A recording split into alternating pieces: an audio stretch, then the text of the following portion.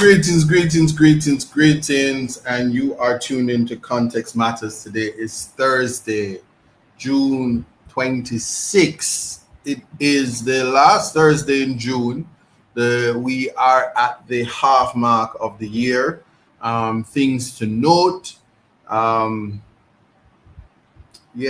is moving and passing, and with the passage of time comes many things, opportunities, success, changing of the guard, um, betterment for life and society. I just want to say welcome to everybody. If you are tuned into Reggae Global Radio, our flagship station, and Reggae Global TV, tell you what, thank you so much for joining. If you are on the YouTube, Context Matters boss Isaac saying big up yourself. It's gonna be a very exciting show. Everything but the kitchen sink. That's what this show is called. It's us versus them, us against them, and I'll tell you what that means in a bit. If you tune in on the TikTok, tap up the screen, share the live. It's a long time nobody done send me a lion. It's like from them send me ton politician, them not send me lion, tigers, and bears anymore. But that's how it go. But that's how it works. More than anything, just want to say that as we continue to grow, as we continue to thrive, some of the things we expect is the realities. This is an election year in Jamaica. That is significant because there has been a lot of changing of the guards. Just ask Trinidad. There has been so many things happening in the world, from war to crime, violence, and the PR management of what is people's life. What we KK said, pin. Said from JLP coming up power, she get broke. But I'm gonna tell you, only KK with the AK. Big up yourself on TikTok. Send me a lion, man. But anyway, all the things that's happening in the world, it stops to say what's going on. That's really what we have to ask. But there are times in life where you have to take up your struggles. You have to take up your battles, and you have to advocate even for self. That's important for you to appreciate, and it's important for you to do so. I'm gonna have some special guests today. When they arrive, I will introduce them, but I'll start by saying that today, what I find to be a most important case when it comes to human rights, when it comes to incarceration, when it comes to prison, when it comes to just how the state neglects poor people, how it's easy to be forgotten. A voice was heard today, and you will hear about the story of George Williams. I'll get more into it, but to have a name such as George Williams, if you know anything about our national hero, and how many of us have the names of our prime ministers and our national heroes and the significance of it and what's in a name, you'll appreciate this story today. But also, we have to talk about the dead babies. There was a time in this nation that your prime minister, Andrew Holness, as the leader of opposition, came on national television and said he can hear the dead babies crying. At that time, Dr. Fenton Ferguson was the Minister of Health, and he stood up to the plate and like the values and morals of the People's National Party. Sometimes when you are in the public seat as the minister and things aren't going well under your watch, one of the things that you are to do is to resign. Just ask Bobby Montague and his old car scandal.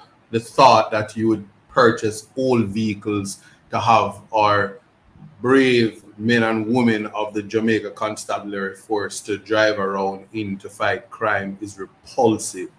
The thought of second-hand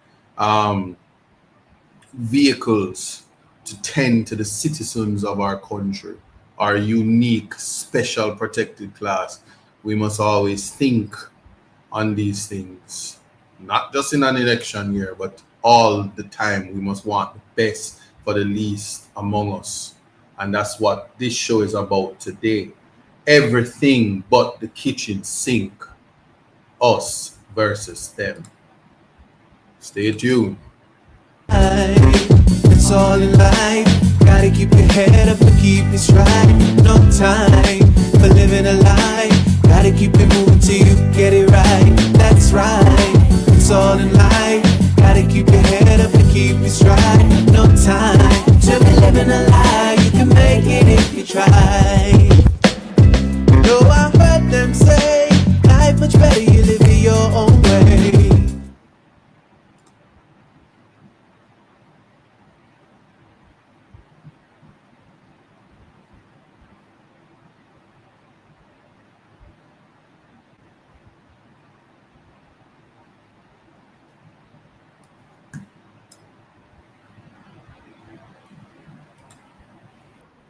Suffering for water up here.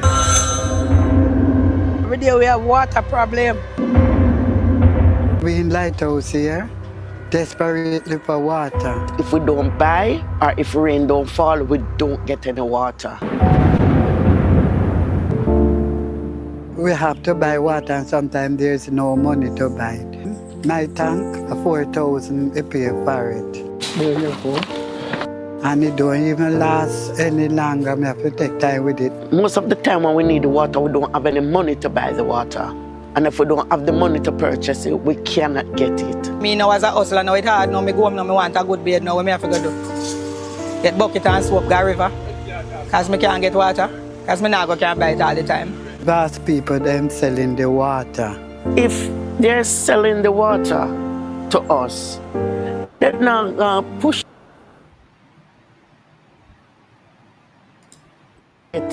our own water because they're making the money. Because you have to buy it from the vase truck in a what them call vase land. That a rip off, that a robber. Can't take no more. Some would like Isaac to step up and do something for real good that we can appreciate. We are in a parish where water is running rampant through streams and waterfalls and rivers. We have to ensure that what we think about is how we are going to channel the water, catch the water, store the water. Without giving out that plan, I'm going to tell you that it is a simple fix. I believe in can do it. I believe it will work for us. I believe it will make a change.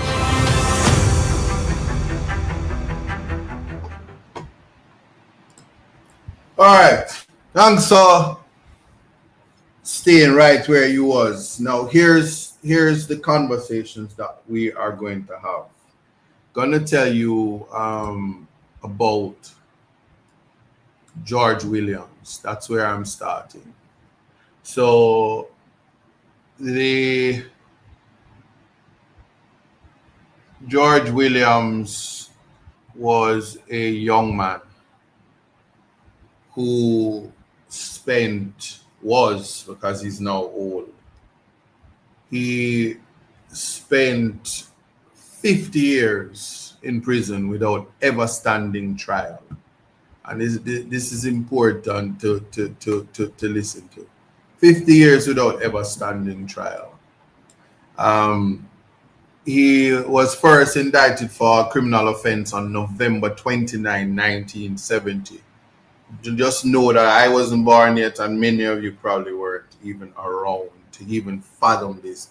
This is Jamaica, 8 years and about 3 months, or 3 August, September, October, 3 months after independence, almost 4 months.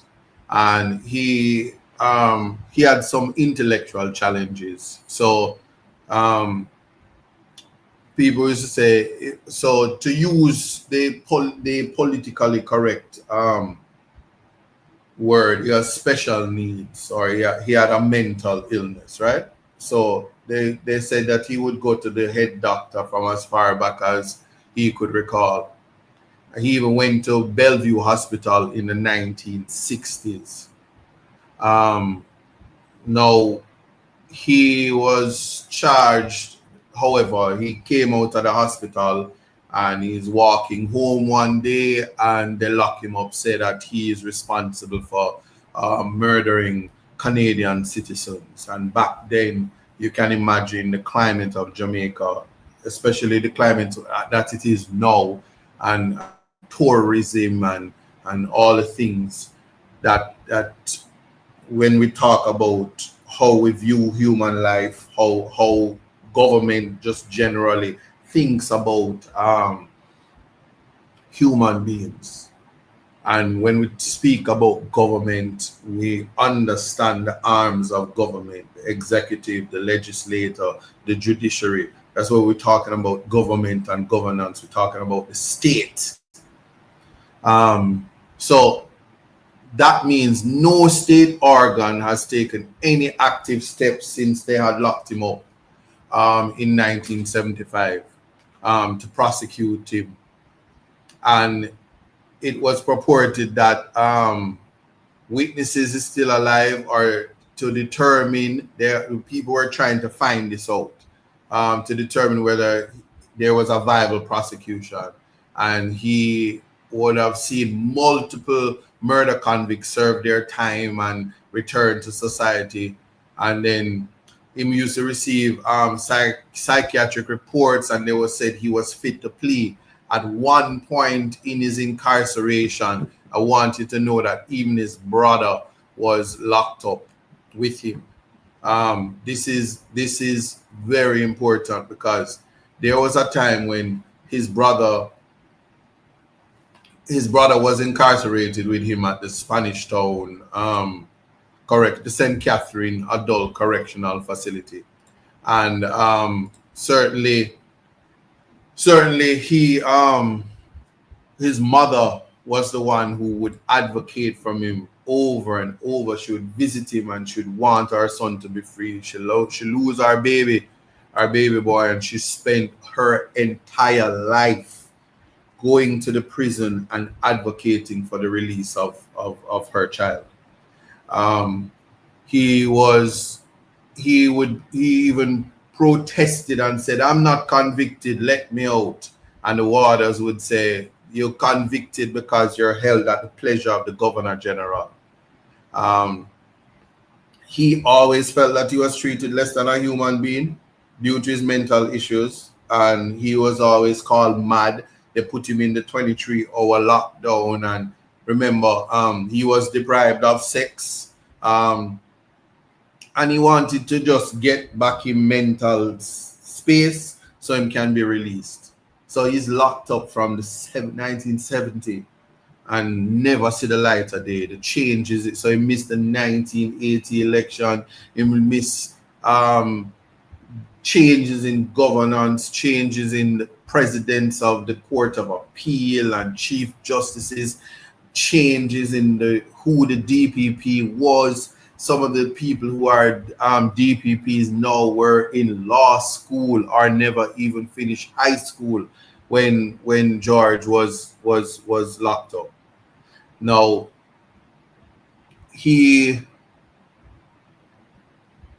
something happened in 2020. Noel Chambers, a Rastaman, and I must tell you, George Williams, you've seen his photo, you can see his photo. George Williams also wears dreadlocks, and I mean, I'm not taking any political shots, but you know how the climate of being a dreadlocks and how people feel about people that have dread on them here, and there's a certain discrimination that comes with it, and how state actors feel about persons with dreadlocks. So you're going around with your head picky, and you want to be seen, and all of these things. And I'm telling you, Noel Chambers died at GP. Noel Chambers was emaciated when he died, and he never received the medical attention, and he died in prison. And Terrence Williams, who at the time was the head of Indicom, he put out his report before he retired as the Indicom boss, and it had shocking information. So as a young human rights attorney, I can tell you that these things were a shock to me, because you're advocating for human rights, you're advocating for prison rights, you're doing everything necessary to just champion the cause of human rights in a time when nobody care about human rights. Evidence is people die. I mean, even now, when we're talking about advocating for human rights, we have extrajudicial killings like it's hot bread. I woke up this morning and I heard that a police officer extrajudicially killed his girlfriend and then killed himself. Anytime a police kills somebody, it's extrajudicial killings. I'm not calling it murder. It's just a part of where the power dynamics is and how society has to respond to it. But in that report, we learned that there were hundreds of persons behind the prison walls, that their families either forgot about them, their family don't remember. Some family, when they went to prison as a child and they were living with their grandparents, after 50 years, the only family members that know them are dead. And so there are persons now, as I'm talking to you, still in the prison system. And 5 years later, after George Williams was set free, there is still no change from the government in terms of releasing these prisoners and having a facility. And you see, as fast as them break ground for bypass and urban centers and everything, but they never thought about taking care of the mentally ill persons who are held in prisons that ought not to be in prisons, in breach of their constitutional rights. Now, let me tell you something.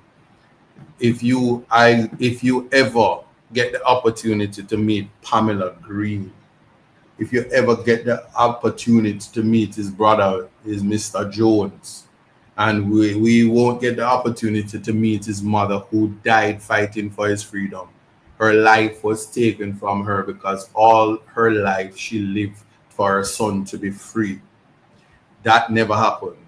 But I can tell you this, sometime in 2020, I want to say it's the 17th of June. I want to say that. Yeah, see it? I wasn't wrong. The 17th of June.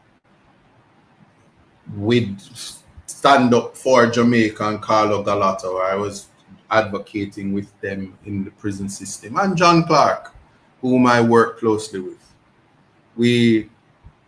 There's a man who was always sitting in that prison at that 23-hour place, or the special ward.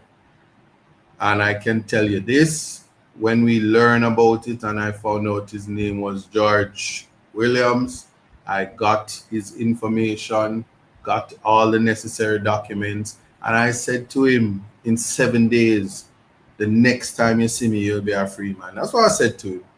And I filed what is known as a habeas corpus. This very machinery. It means bring the body to me.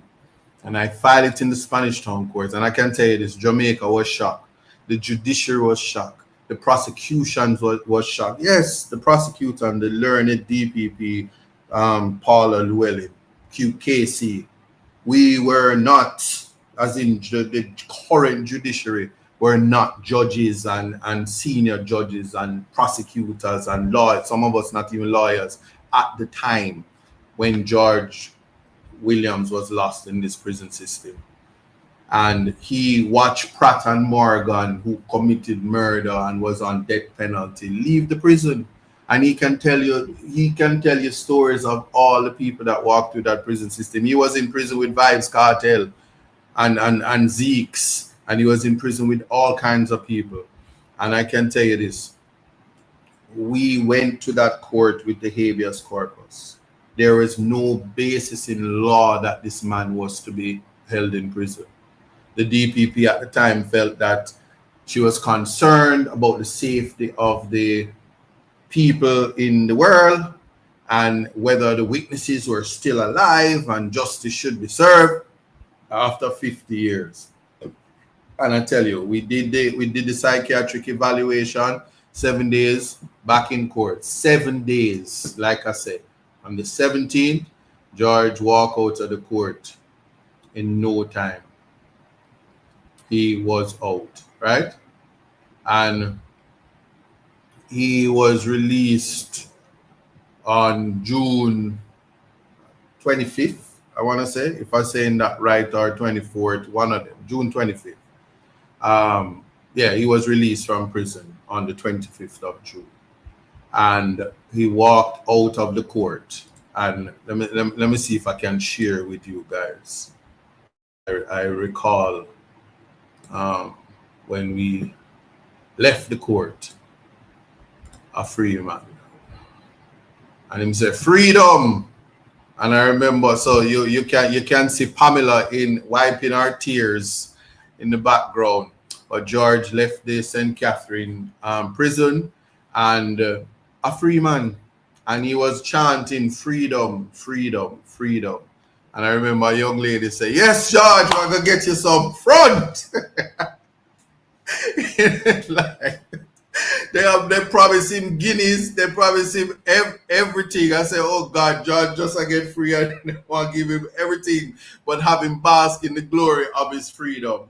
And I can tell you that for me as a human rights attorney, and knowing, let me stick a pin here to let you know, because Carla Galata was in the courtroom. One of the main reasons, let me address this right now, why George was able to walk out of that courtroom was because of his family. He had to be released to people who love him and would take care of him, because he had mental issues and on top of that, he's now an old man. But thereafter had to act quickly, and because we know we have to sue the state, because this is an egregious act. And yes, we you can see it here. It is. They say the government is ordered to pay 120 million in damages and all of these things. But let me tell you something. I don't need to get all legalese, but to say this to you, do I think that is enough? Absolutely not. And again, a family member, I'm going to tell you, you're not going to learn our name in a Pamela Green, because I see on the internet the vitriol about no one get little money, families coming out of nowhere. This is a young lady that never met her uncle. When him gone, she wouldn't have no memory of him. Them take him away before she even was a thought. And she stepped up to the plate for her uncle, and it was not an easy task. Stand up for Jamaica, everybody do all that they can do, and she will share her story. But just know this, setting the record straight today, if not for the love of family, his brother and his niece and her significant other and family who opened the doors, their home, to him as long as they could, and the government in its most distasteful manner. Let me tell you this. Look upon her, Pamela Green, and say, take a little 4 million. Count the broke and none of money are the most you ever see. And that's how they behave. Yeah? And I see on the internet you have some very, very derelict, disgusting human beings talking about the government must appeal. But you know, I will just say this with the greatest amount of humility. What God have for somebody, no man can take away. And if the only reason God made me an attorney was to free George Williams, I have no regret. And one of the greatest feelings in my life was to see how the justice system took up the mantle, and Justice Stephanie Jackson Hazley, she was fearless and demanded answers when it was brought to her attention. 7 days after a man is locked up for 50 years, the court could attend to it. And in 7 days, everything was done and he was released. And that for me is how human rights is championed. But the freedom was just one part of it. And in comes you pass the baton, because we went down to the Supreme Court immediately.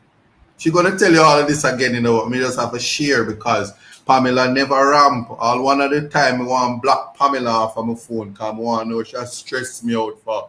And me have things to do. Me have Vibes Cartel for free. Me have state of emergency for fight. Me have DPP for war with. Me have people on TV for cuss. Me have labor rats for cuss. Me have so much thing. And Pamela just say, "Oh, we are going to court or what? You think I said no?" And just like that, we are before the court, before Justice Nemard. And Justice Nemard wasted no time. I wish you could meet these judges, because they are the custos morum of the Constitution, and why I know that justice works in this country. And she made Miss Green immediately his guardian. I say when I file the documents, because Pamela did stress me out, there were some inaccuracies in the document, and the judge said, "Mr. Buchanan, would you like to correct that?" Because the court now ramp, the court want Mr. Williams to get redress. They were embarrassed. They were hurt. He's somebody's child. He's a son of Jamaica. The entire judiciary, the Chief Justice Brian Syke commissioned. We know all of this, Justice Georgiana Fraser, who is now a Justice of the Court of Appeal, to have a commission, an inquiry of how to ensure that this doesn't happen again. George opened doors for many. Pamela Green, the niece, and Adwin Jones, the brother of George. They are people not of many means, but they turned the justice system and proved that it could work for poor people. So with myself, John Clark, Carlo Galata, the family, just the overwhelming support to know that this was never supposed to happen, and it's still happening, and many things to change. The outcome today, a claim filed by John Clark, supported, and trial kept last year, and justice delivered by Justice Blair today, ordered $120 million to be paid to George. George is now in a home, I understand, and he definitely him can buy Navy Island in a Portland with the 120. If Flavel is his accountant, him can buy Pro Box. Him can put 7 taxes out. Him can put 4 old second-hand bus that cost $1,000 in America and put it on the thing. Them live at large now. So Pamela can give me a little money now and make me go to England, and Mr. Jones can give me about $50 million out. When we done split up the money, when the money done split up, don't worry, poor. The roads are back. We'll get to you. Don't worry yourself. But anyway, I want to introduce you to Pamela Green and Alwyn Jones. And I must say this is why context matters, because we make light of every situation. But to those who want to come on here and talk about family, I go running now, because anytime people have money on ready to comment with behavior, on a derelict behavior, we're not having it. I pay tribute to these family members who love their family, because love beat any kind of money. Love conquer all, and I love them and I am proud of them. So I'm gonna get a ticket for coming to New York now, because first class flights and these things. Who that? Who that a coach you, Miss Cassie Big Daughter in her Adidas? Wagwan. Unmute your mic if it's muted. So this is Pamela Green. Real quick. How are you, ma'am? We not hear you.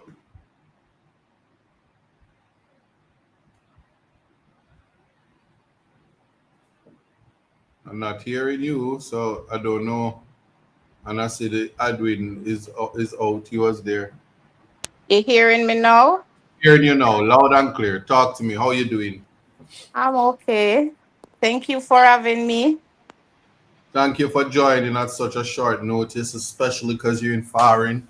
I love foreign, you know. I love foreign. Bad, bad, bad, bad, bad. That love over here, I have to work too much. You don't have to work, though. You just get $120 million. All right? I It's do. Let not me stop. mine.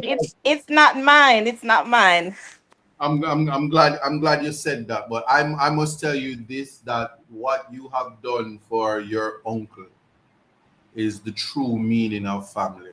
In Yes. any dictionary, any Bible, anything. And I just want to salute you. I want to congratulate you for standing up to a system that wanted to treat you like you were nobody because you didn't have the millions of dollars to say, how dare you do this to my uncle? But you stood up and showed them that human rights work, and I salute you.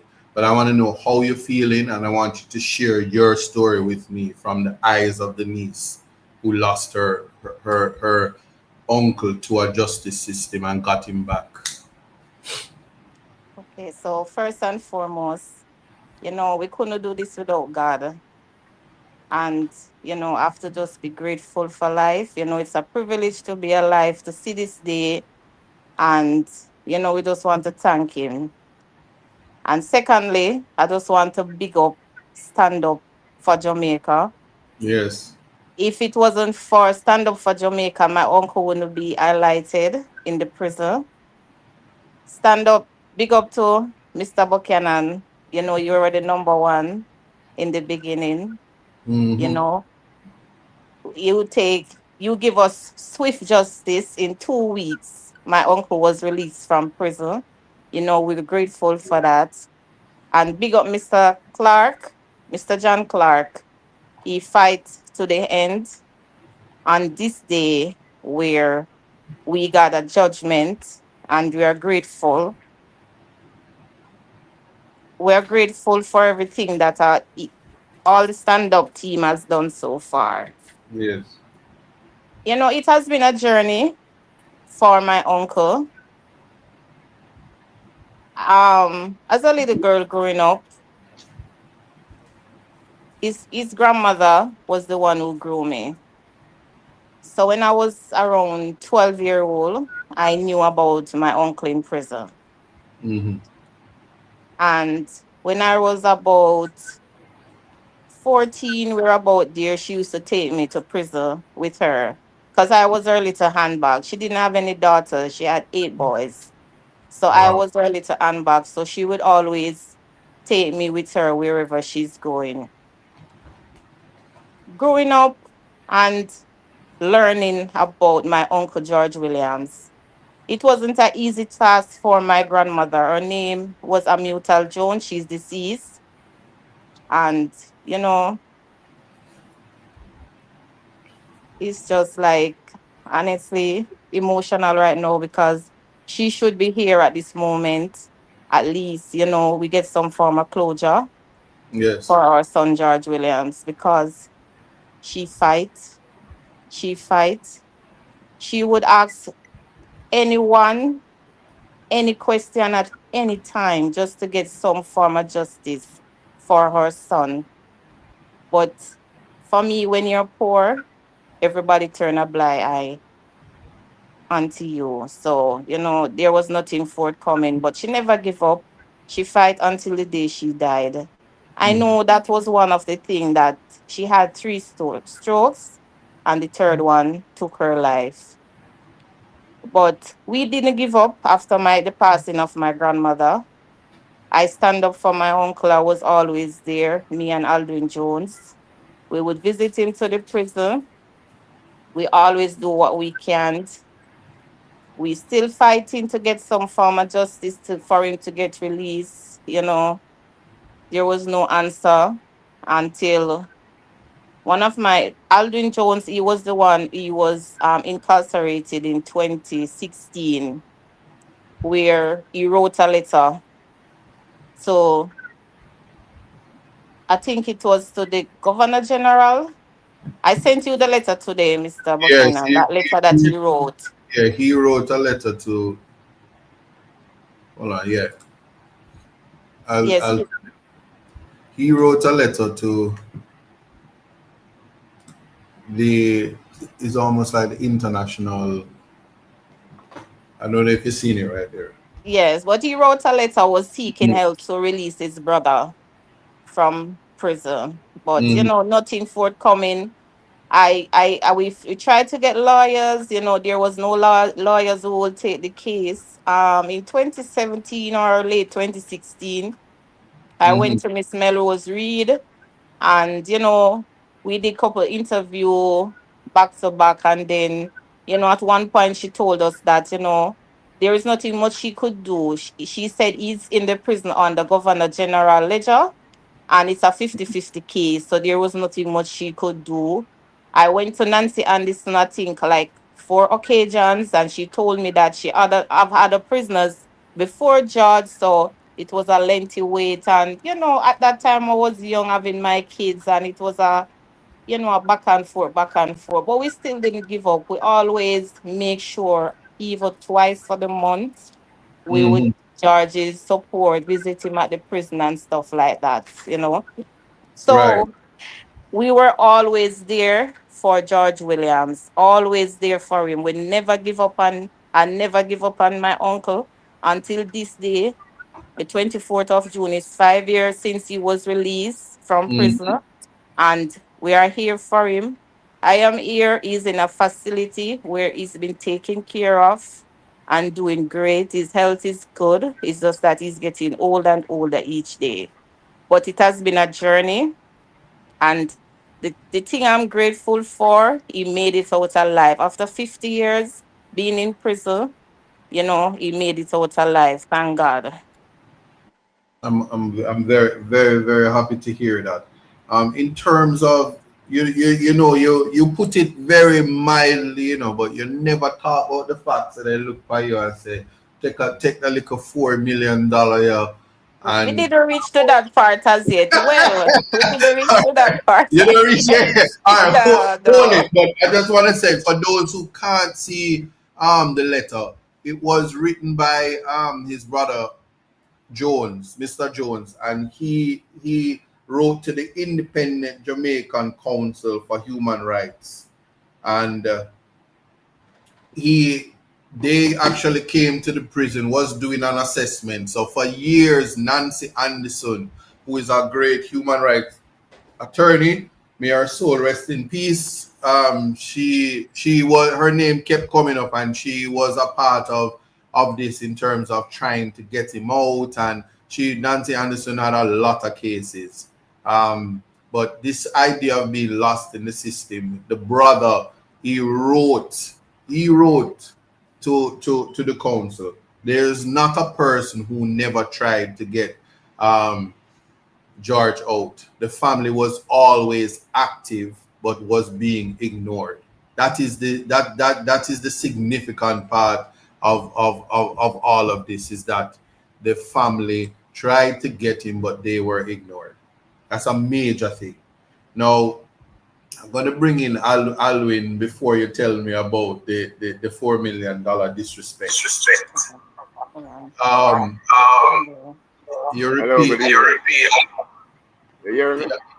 Yeah, Alwyn, Mr. Jones, I don't know if you're Huh? listening. What is it? You hearing me now? Yes, I'm hearing you. Yes, sir. Good Mute your evening, mic. now. Miss Green. Huh? Okay. Miss Green, mute your mic. Okay. All right, go ahead now, Mr. Jones. Yes, good evening again. Yeah, man, it's a long journey. And as I say, that letter was written from 2004. You hearing me? I'm hearing you loud and clear. Okay. Yes, I say, when looking back, I went to prison for something I never commit. And while in prison for the short stint or for the short period of time that they give me, I look and say, boy, I've got to do something for brother, because I know same day or so. I was visiting him before I went to prison. But going to prison, I said, I have to do something for him for the short stint of time that I will be here. It wasn't very easy for to do, because the section of the prison that they keep him, you have a card that said apart the locker from the ordinary prison. And you will see your brother over there and you can't hear him. So one of the things we do is to talk to who run the prison, not the warders, the bad man who run the prison. Because you dip on a section and if you call your brother over there, say you went up over there with him. The prison is stigmatized. So that's the way I went about reaching to my brother. And after getting to him, and after writing his letter, the lawyers, Independent Council of Human Rights at the time, they told me to see if I can get him to come to them. And I still ask permission again, and I get him to come to them. And they interview him, and they say he's fit to plea. They also refer him to the psychiatrist of that time, Dr. Leverage. And he also interviewed him and said he was fit to plea. So the problem started now where I start to communicate with my niece out the road, and to get a date to put him in front of the court was the hardest thing. You hear that no file in the court office, in the court office burned down, all these things you hear. So on the verge of fighting a case so hard, I was getting transferred. They were transferring me to another prison. And I asked them for the permission of just to get to see the back of my brother going to the heart. And the warden looked at me and said, you come from road to come in, I can't take out the brother. Hold the truck. And I get transferred. And leaving that other prison that I went, and coming back to the road, it was the hardest thing to get out this man that seems very easy when you're inside there. And we've been a lot of places to several lawyers. None of them are really interested in that matter like this. So one at a time we give up, guys, as if we can't get a lawyer for work on the case. And as life would have it, here come the spin, where that other inmate died. And this is how Stand Up Jamaica was informed about George Williams. You see, after looking back, I can say, you see, sometimes you have a person incarcerated. Huh? Yeah, somebody's done, but I'm not going to answer. Yes, sir. You hear me clear now? Yes.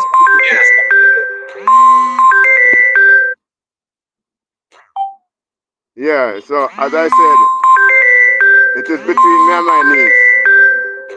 I think they're calling you by your Facebook. Huh? They're calling you by your Facebook. I don't hear you.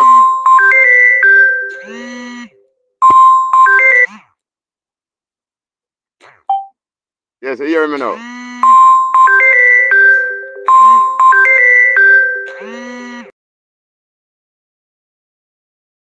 Pamela, let me get back to you while him sort out himself. Unmute your mic. Yes, Mr. Buchanan. Yes. Tell me about the part where they would have said that you're to get how much was it? How much was the Attorney General offering? $4 million. Why? So why you never take the big money?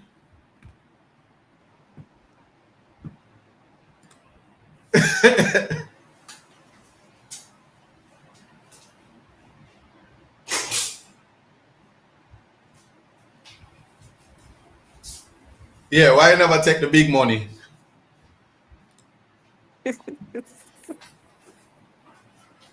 That money is $4 million. $4 million. Why you never take that? You know, that's honestly, that's a form of embarrassment. That's a form of embarrassing, Mr. Buchanan. For a man spend 50 years in prison, even if he was found guilty That man has have done 2 life sentence, Mm-hmm. and you are offering him $4 million at the age of 70. That time he was what, 74 years old. Mm-hmm.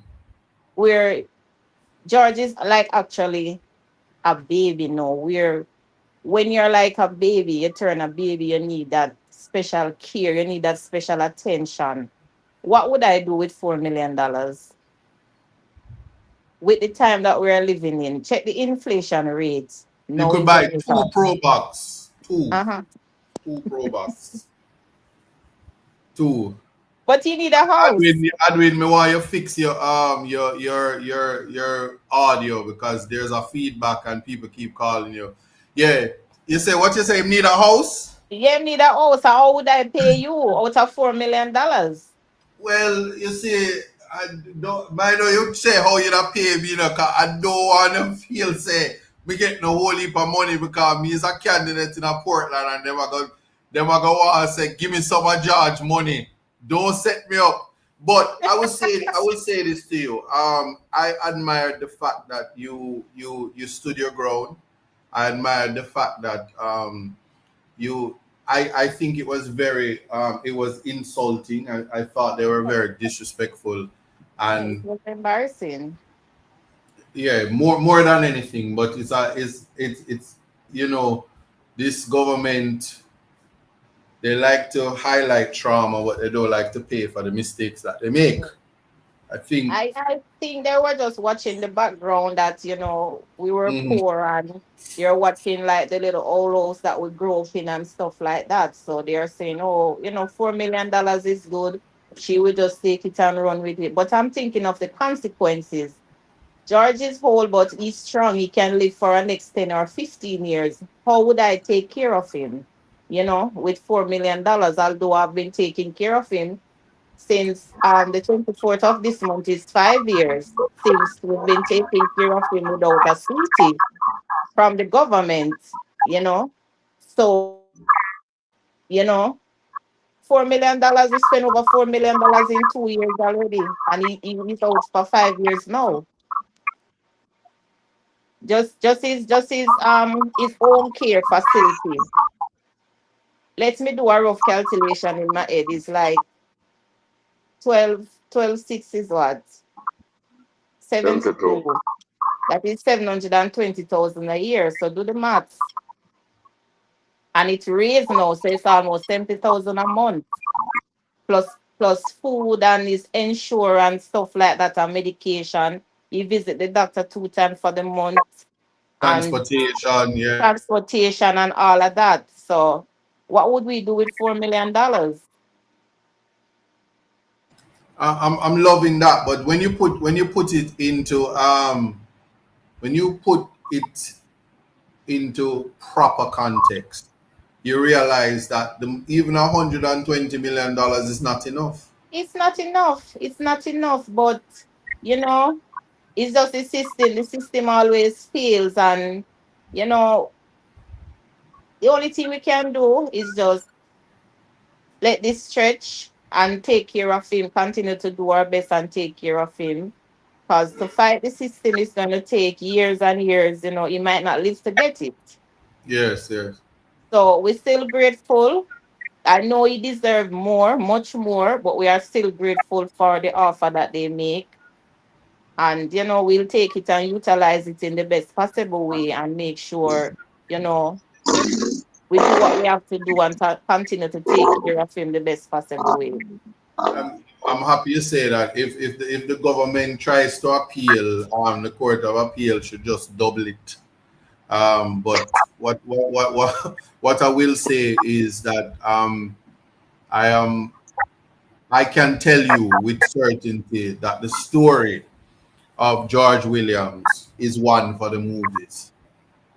A lot of people don't understand, even when, as you said, that his mother died from her third stroke, and your introduction to your uncle was being your grandmother's handbag and going into the prison, and you have a brother who his access to his brother being in the same space and was still his brother was incarcerated institution that was in, he's incarcerated, isolated, solitary confinement. You can't see your brother, and you have a family member there, and the separation of family life, the depriving him of the right to so that you never have a cousin from him.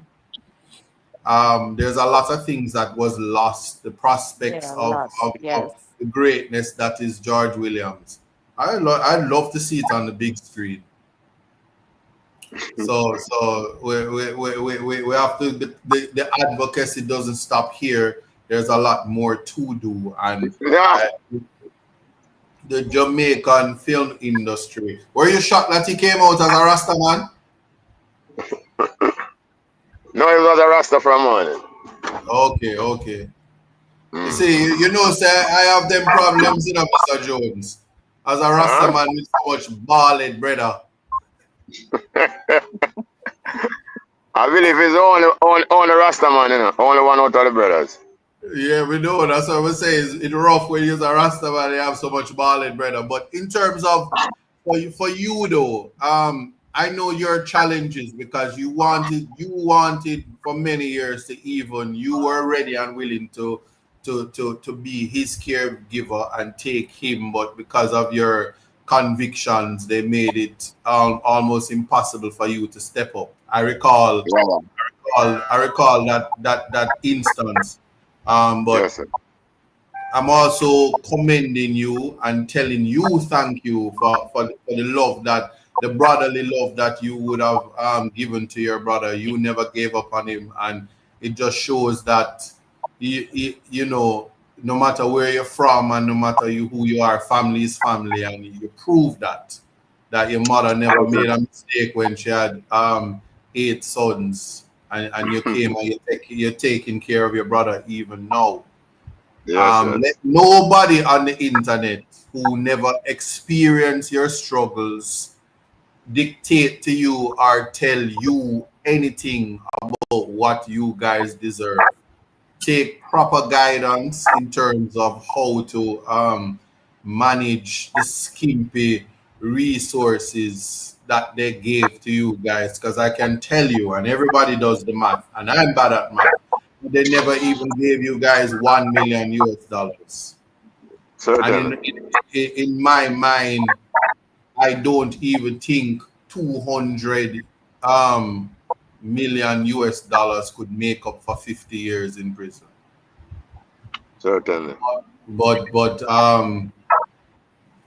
who am I to judge? What I will say is that we have gone into, because of your brother and because of your advocacy, along with Stand Up for Jamaica, along with the lawyers.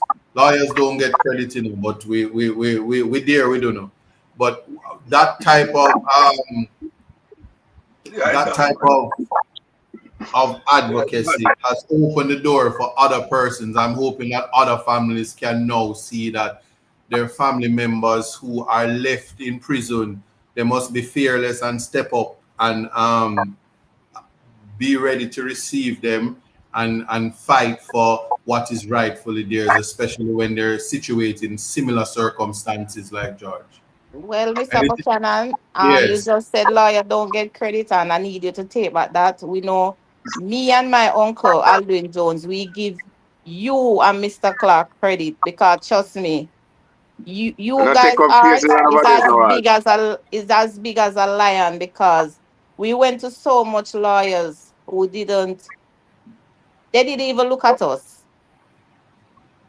They didn't even look at us. So trust me, you guys work wonders. And as you said, families out there who have their loved ones behind bar, feel free to reach out and secure your Fight. loved ones. Secure them because I know it's not a nice feeling. I've never been to prison and I hope I won't. But I know being there and sitting where you lost all your life, just like George Williams for 50 years, it's a very sad situation. Because for George Williams, there's nothing much he can do right now for himself. But we as a family, we're gonna rally around him. We're gonna make him happy, you know. do what we can and, you know, let him enjoy each day. I appreciate that. Edwin, before the hour come up on us and I have to let you guys go, just say for me, what was your experience in prison? Because your brother did 50 of whatever you did. He had to do it for 50 years. Before you and Well, I after. can say, I will start out by saying, prison I don't know way good. So all who work one type of way, nobody work that way there. Cause I don't know way good. Talk, make Andrew hear you. No, me attack it too. Cause me I tell you now, 3 years me get. And me do 2 years. And the 2 years and 2 years were nice. Cause me do 2 years in that time where them a kill all for man down there.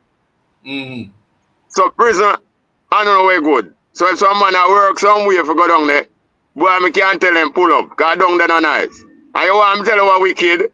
When you reach down there, everybody turn them back on your road. Other part they wicked. When you reach down there, everybody where you think you believe in our road, turn them back on you. And you have to go fight your way through. And you say 2 men go down there innocent, it's worse. Because you have some people down there, the warder, the prisoner, everybody asks you, oh, you're there. If you say you're innocent, what you do here?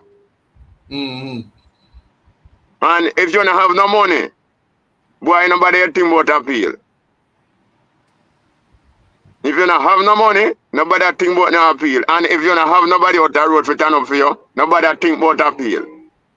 So you're last. So if me a give, not talk about down there. And worst of all, we have 2 major prisons. And none of them know in a condition for no human being. None of them see ship down upon his stone. Them part they lock down 2 high flat mirror and they look on the lower part of work. And see it lean and a crack and bust up in a toe. No prisoner there at Jamaica. So all who don't know me can tell them down there not nice. And segregation down there. Because if they throw you over number 1 black, and as me say, if you see your brother over there, you can't hear him. I part of prison where enough man life saved, but I part of prison where stigma depend. Right. I'm very... Yeah, continue. So, as my 2-year experience in a prison, we can't tell a man straight, not try to go down there. I think that result, I can imagine George saying after 50 years, stay far, don't even walk on the sidewalk. That is true. Yeah. If you read him, go and tell you. If you feel like that, he will tell you. I'm happy to hear that. I want to thank you guys, but just so the public can know, it's not only about the money. The court made orders. The first one being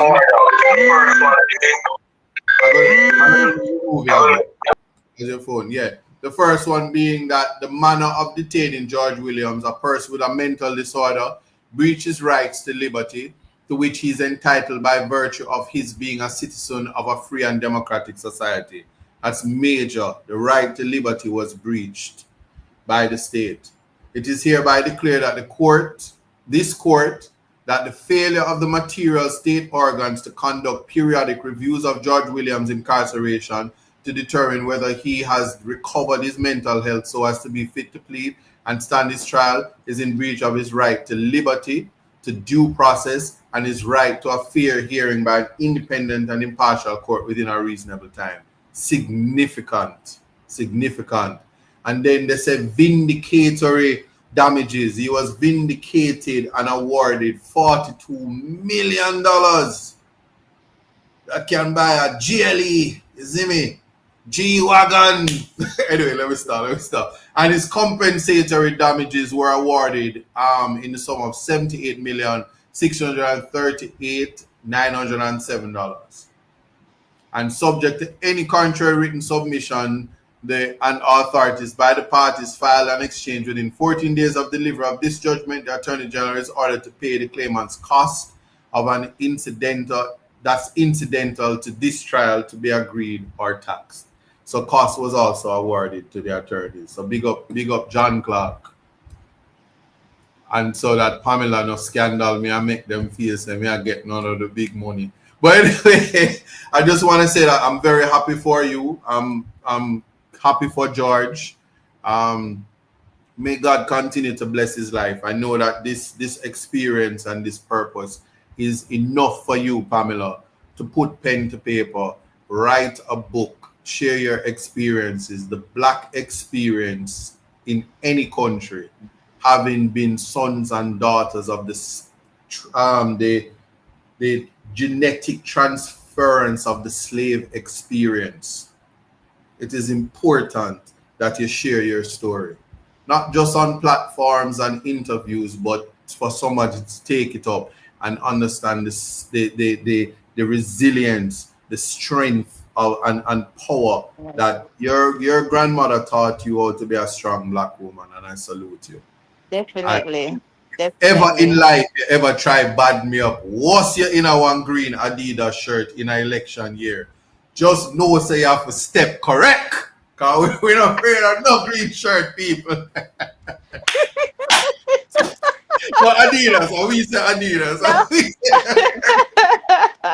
No, you never, I will never do that, Mr. Buchanan. We'll never do that, But, I really appreciate the, the Oh, love and the yes. patience from, you know, you, Mr. Clark. And as I said, from Stand Up Jamaica, Miss Carla Golata, big up yourself anywhere you are. I'm really grateful because, as I said, if it wasn't for Stand Up team, Mr. Buchanan, Mr. John Clark, I know George would still be behind bars. And, after 5 years release, I don't know if he would be still alive. Because when people are in prison, their body is immune to the system there, and at some point in time they deteriorate. Mm-hmm. They do deteriorate. So we are really grateful, and I can't say thanks enough. I appreciate you guys patient and the time out you guys take to make sure we get some form of justice, and we find a little closure within ourselves. We find a little closure within ourselves. So, as I said, we will work with what we get. It's better than $4 million. Well,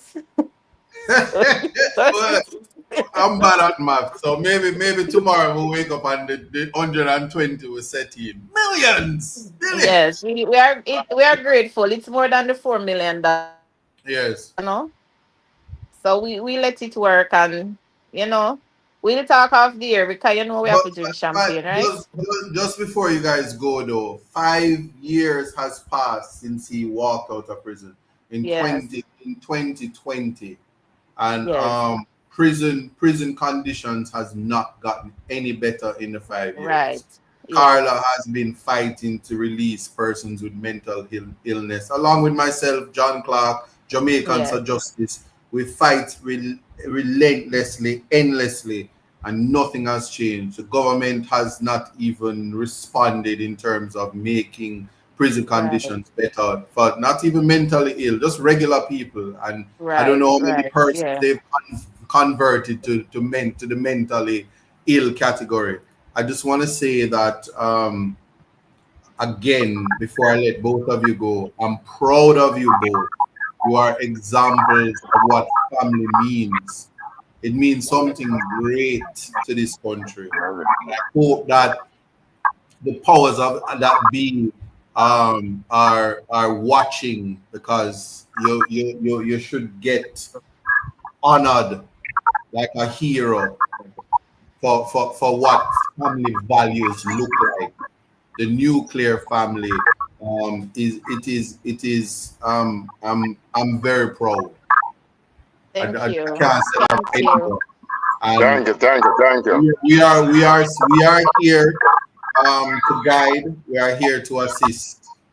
And when you go on your public speaking tours to speak about changing conditions in prison and mental health and how it affects the family when a loved one is incarcerated, especially wrongly. wrongfully and under inhumane conditions.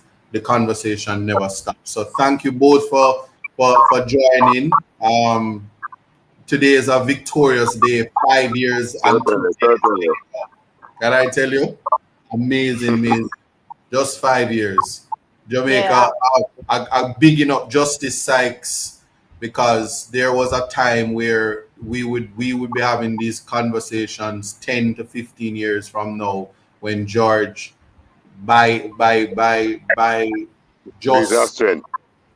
by reason of strength would not be Yes. here Yeah, Right. because yeah. he's how old is he now? 79. 79. You see what I mean? That's that right, Jones? He's 79, right? Oh, 77, 77. 77. 77, Uh, 78. Yeah, we're 70. about there.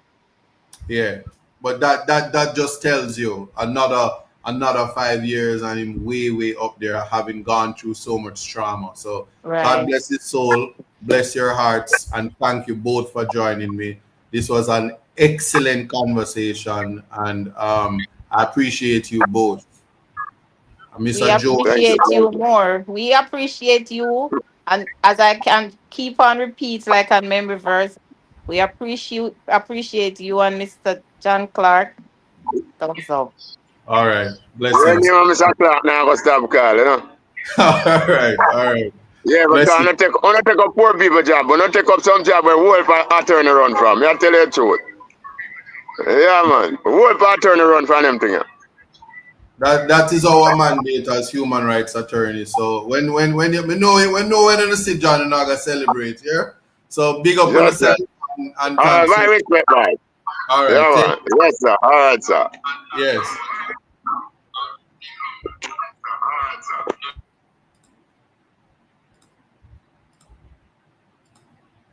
All right. So you look like me all missed the commercial break on these things and all of them stuff, yeah. But so goes it. Yeah. So that was the story of George Williams again. 120 million dollar award.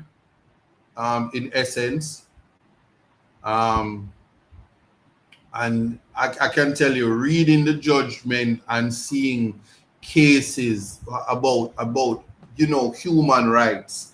When you open a judgment and there are some familiar names you will see, like John Clark. And when you open this judgment and you see, more than anything, that the Court of Appeal in Dale, Virgo, and others, Virgo is the Rasta case, in case you don't know, and seeing that case as authority when judges are making decisions about human rights and approach to constitutionality in the courts. I can tell you that I am overwhelmed, and I know that Big Youth, Reverend Dr. Joan Portius, Zambo Tafari, and I never waste the money when you send me go to school and pay for my school fee. But I'm saying this with all seriousness, that I'm proud to be a human rights attorney. I'm proud to be a champion for poor people.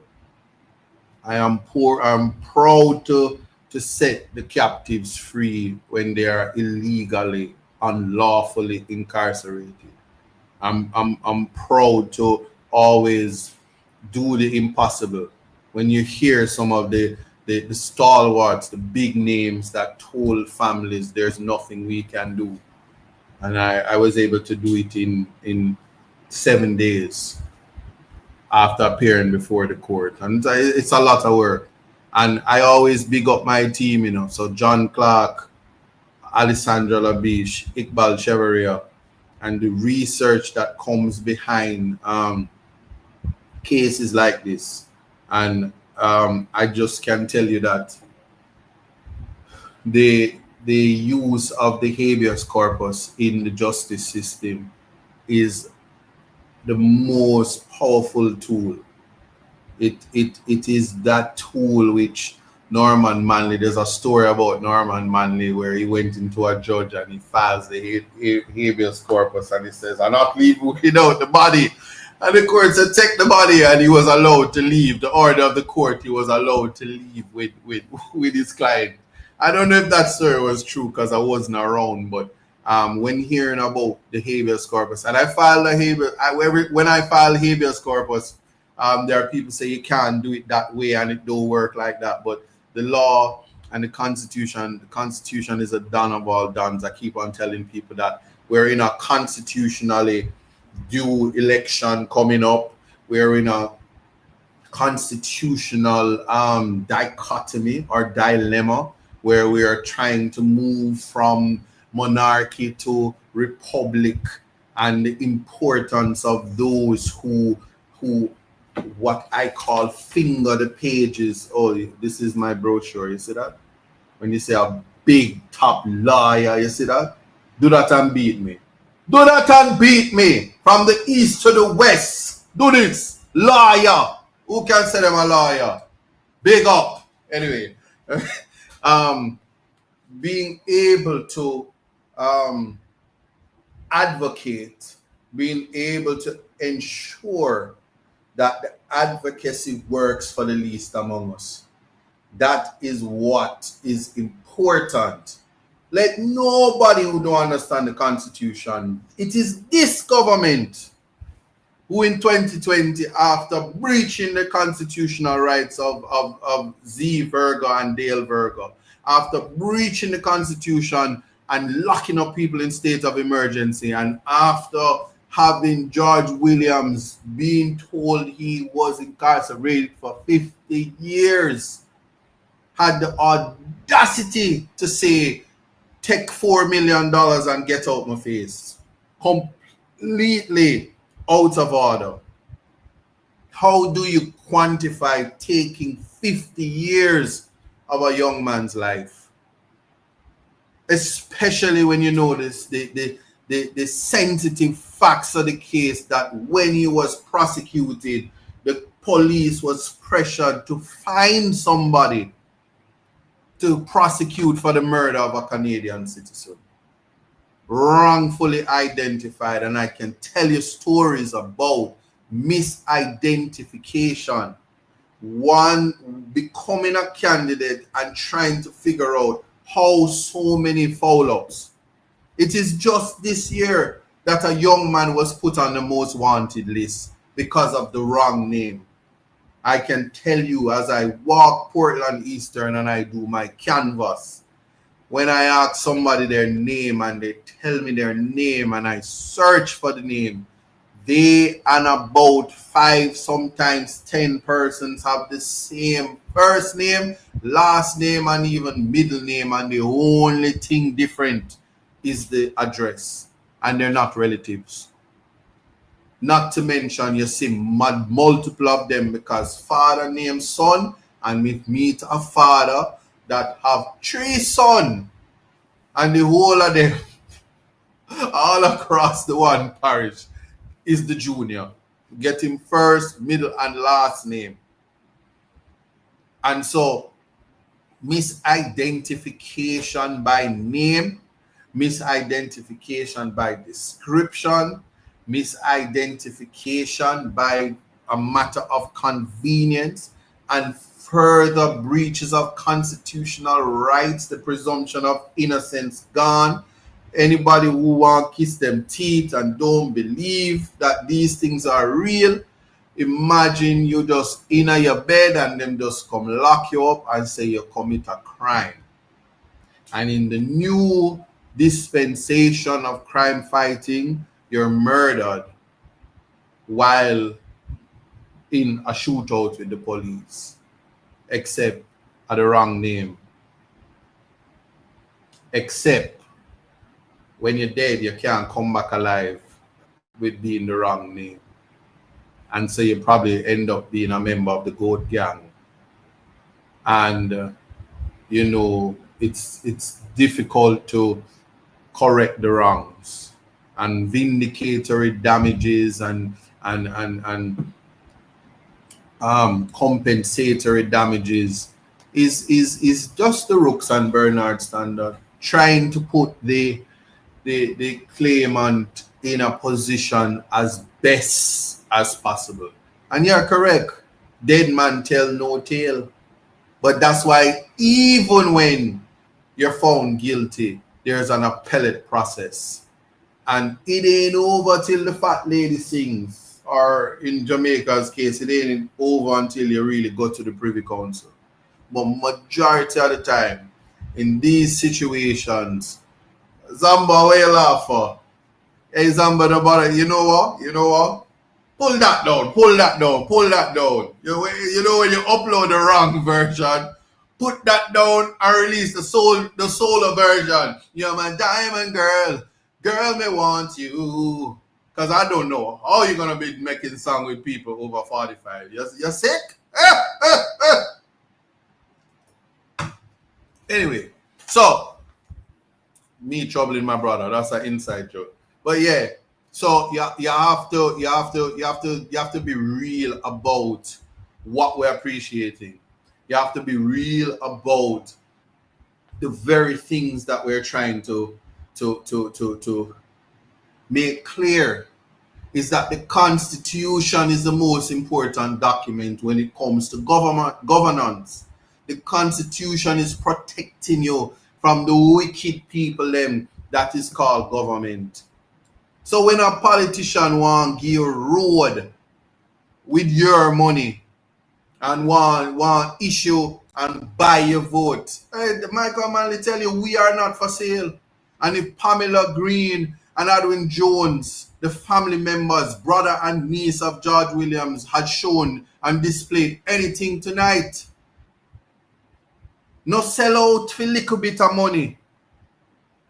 So when them come for try buy your vote for $5,000, $10,000, $100,000, just know you're giving a politician $1 billion in exchange for $100,000 that he can belch out.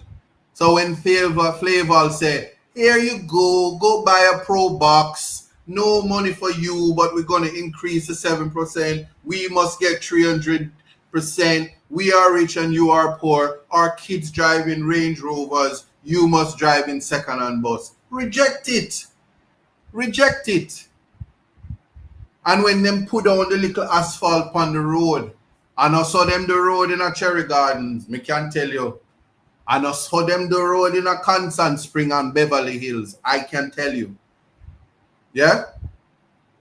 Me can tell you that.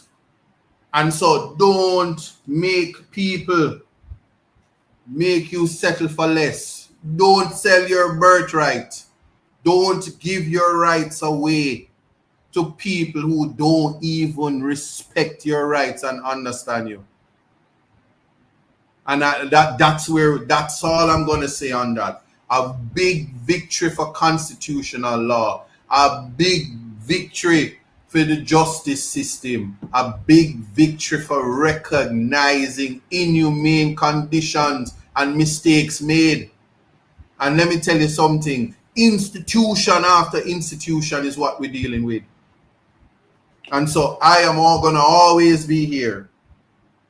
Always be here to talk about that and complain about that. And we want to know this. And so you see, I'm transitioning into a topic that is very sensitive, very dear to me. Yes? Because you see, Jamaica is suffering from a birth rate deficit. In fact, there was a time when a woman have 10 picnic and them say she breedy and she for go and go sit down and the state must help her. Right now, we have to beg people for breed. Yeah? Have a breed sitting. Yeah? And to hear in 2025, after a Jodian Theron who died during childbirth from medical negligence, under the watch of Dr. Christopher Tufton. Babies died, dead baby scandal, kept from the public, and he remained the minister. Billions of dollars spent on Cornwall Regional Hospital, from an AC fix up to a refurbish. How many hospitals could have been built? Port Antonio Hospital could have been a brand new hospital right now, refurbished. That never happened. Me always I go advocate for Port Antonio. Always gonna advocate for East Portland. That's how Mark Golding send me. Them people, them call me. So me, I go advocate for them. So all of them never get them, I go get this time.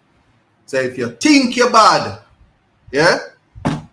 And this is a personal thing. If you think you're bad and you think you're wicked and you just want to disenfranchise the people and take the beaches and take the land, I'll take Parish Council Road because you don't want nobody to drive and look on your property when scumpy business are gone. So when you shut out the people them and you cause them to lose their livelihood, that's just Blue Lagoon. What of Fair Prospect Beach? What about the fishing village? No trespass sign, because you want thief that too. And you want to have conversations about what is government land, and you just can go dig up a place and say, oh, we'll drop something here and we demarcate land. And look at the chess games. Yeah? Look at the chess games playing to disenfranchise. Not just any people, you know, black people. Yeah. Maroon, picnic. And what about the water? You sell the water. All your councillor for fellowship of water truck and sell water. You know, shame. You councillor, you are sell water. You and the MP are sell water. Yeah, want to sell water. So when we talk about these things, let me get back to the reality. Let's get back to what we know is real. And I'm going to tell you. Because when Dr. Fenton Ferguson was the Minister of Health, yeah? When he was the Minister of Health, you tell me now, when he was the Minister of Health, him did have to lift up because of the dead baby scandal. And your Prime Minister, I can hear the babies crying. Like him ears work better than him big nose. But him a open bypass in a Portland right now. I say all if you turn the road them in a yellow brick road, you are gonna lose. Just remember that. No matter how many lies you tell. Yeah? And just go watch Wizard of Oz.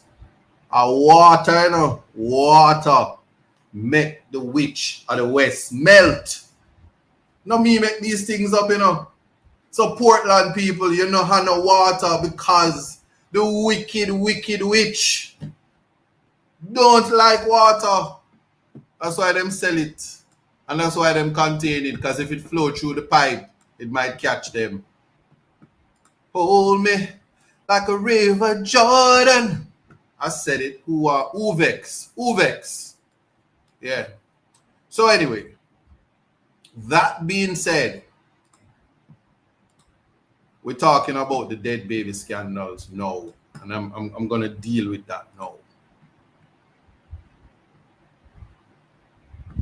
So the reality is this. The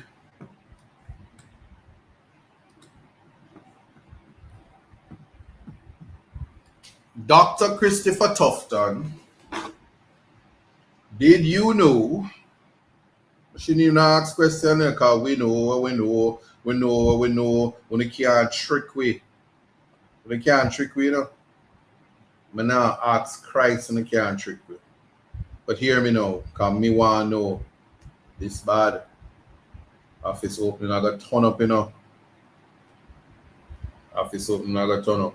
But yeah, What of the dead baby scandal? So well, I am now being told that 24 babies have reportedly died at the Victoria Jubilee Hospital nursery in Kingston since the 1st of June, and June not done yet. Southeastern Regional Health Authority, SERA, has convened a high-level meeting to assess how people picnic dead when we need picnic to live. Yeah? Now, there is a spike in neonatal deaths usually occurs during this time of year. You hear that? Yeah, it's normal in Jamaica for baby dead this time of year. Another source has blamed staffing and protocol issues. And guess what?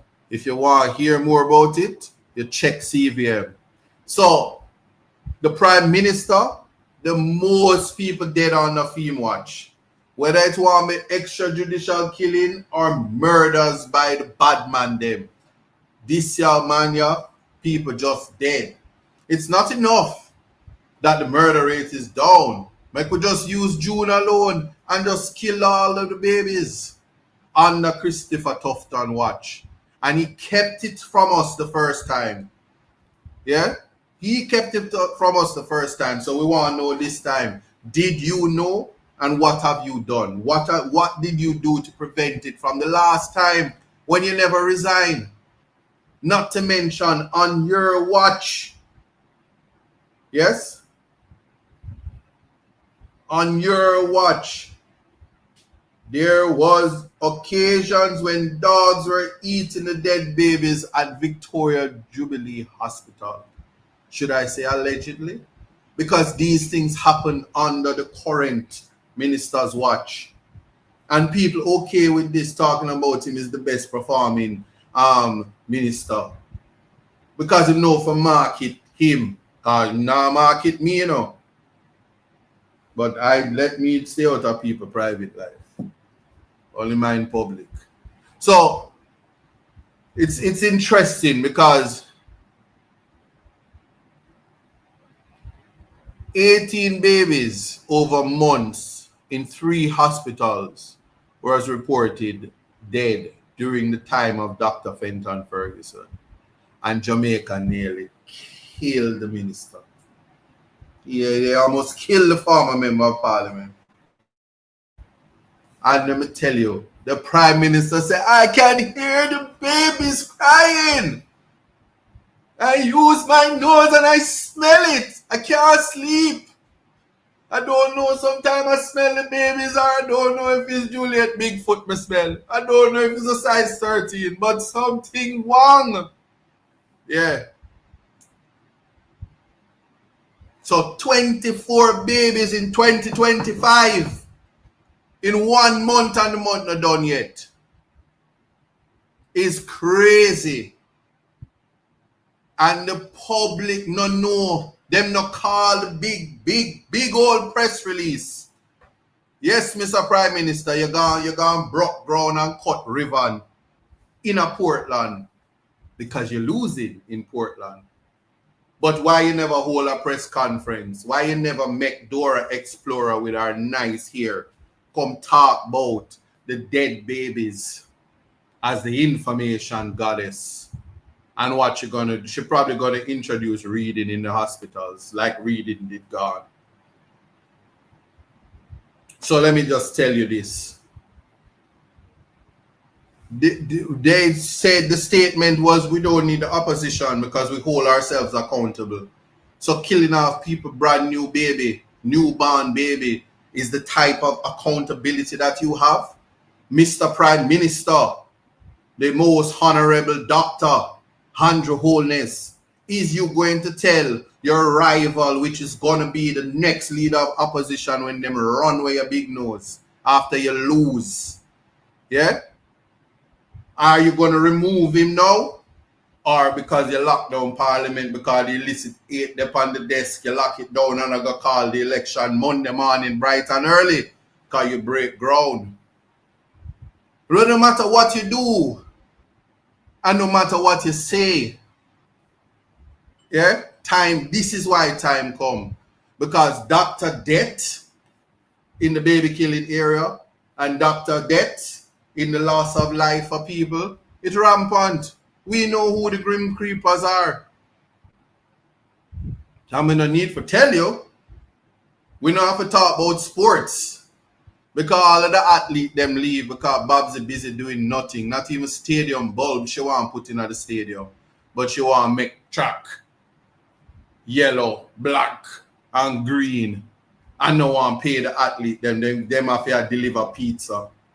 And then you want to be reactive. Me want to see how we're not going to react to this. So me I talk about it first. Right here, son, context matters. Put it in context. How you are going to deal with this one. And do a press release now. So me I deal with it. Because I'm going to cut ribbon.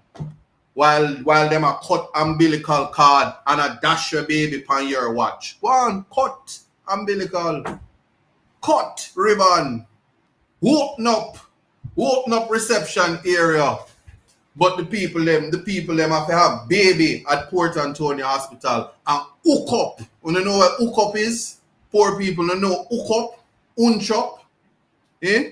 When people are in a maternity wards like them in a sardine can. May I tell you, we are talking about that now. So investigations and normalizing neonatal deaths are occurring during this time, a spike,